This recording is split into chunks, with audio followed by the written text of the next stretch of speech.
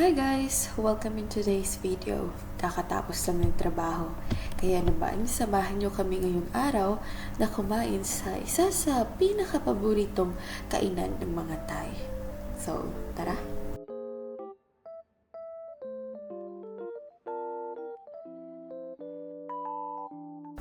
Mukata ang tawag nila dito. Ito yung tipo na mag-grill ka, magluluto ka ng sarili mong pagkain. Kukuha ka ng meat, tsaka mga vegetables, noodles na gusto mong ilagay sa inyong pot. Tapos kayo na mismo ang magluluto. This is eat all you can, guys.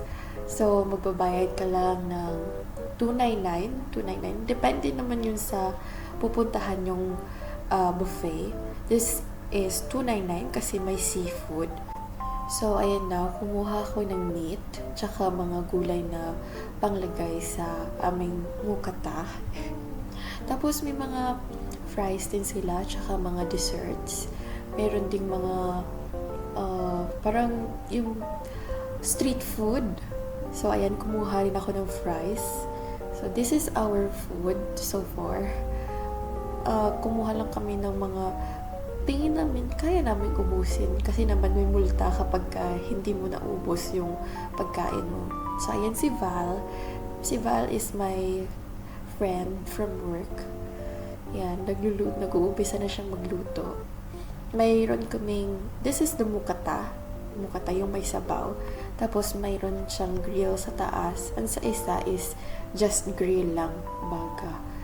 So, ayan, nagluluto na siya. Nag-grill na siya ng mga meat, tsaka mga mushroom. Masarap yung mushroom ilagay sa may sabaw.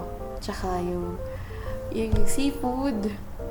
Ayan, ginagamit ko pa chopsticks kasi nahiya ako mag-ask ng tong sa mga waitress.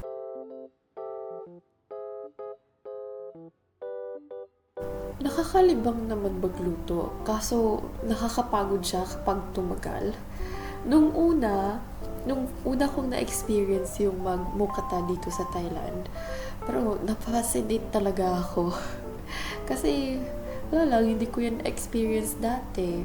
Kaya ayan, kinarir ko. Tsaka ayan, dahil nga grill, so nagdala ako ng sarili kong sasawan kasi ayoko ng mga sauce ng nagawa nila. Gusto ko lang yung toyo tsaka kalamansi. Wala namang kalamansi dito. Ano lang, lime. Kaya yan.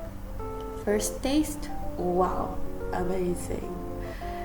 Yung sarap kapag ka-toyo mansi talaga yung yung partner ng mga ng sinugba. Kaya yan, approve kay Val. Ang dami naming nakain dalawa. Isipin mo, parang alas 5 yata kami nag-umpisa, tapos umalis kami ng alas 8 or alas 9 ng gabi. So, bawing-bawi talaga yung $299 namin.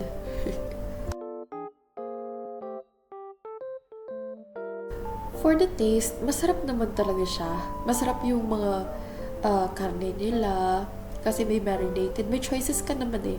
May marinated, may natural lang, may chicken, may ibang buffet na beef. May beef sila available.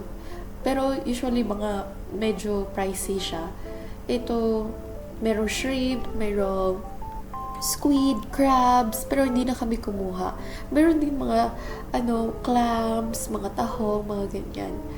At ito, may dessert sila, like ice cream, yan, may fruits din sila, may mga salad. So, madami ka talagang pagpipilian ng pagkain. Tingnan nyo nga ang table namin, ang kalat-kalat. Pero, sige lang. Kaya yan, kumuha rin ako ng ice cream kasi kumakain si Val ng ice cream at sabi niya masarap daw, so kumuha din ako. Katapos namin kumain, nagpahinga muna kami ng mga 30 minutes. Dahil guys, parang sobra akong busog. Sobra naming busog, parang hindi na kami makagalaw. Ako nahihirapan akong huminga. Hindi ko na uulitin. Tapos, nag-decide kami na pumunta ng mall. Naglakad lang kami para naman matunaw yung mga kinain namin. Taxi, ma? Oo. Why no? We walk! We walk! That's why.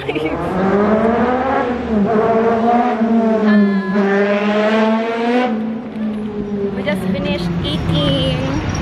So cool, like a dolphin, a whale. Yeah. Why no? Why no daw? Because- Love. Ang ganda naman ng restaurant. Gusto mo naman, next stop. Wala na silang water, drought. Because it's so hot in Thailand. 40 degrees. Grabe naman ang pangalan. Pucha Music.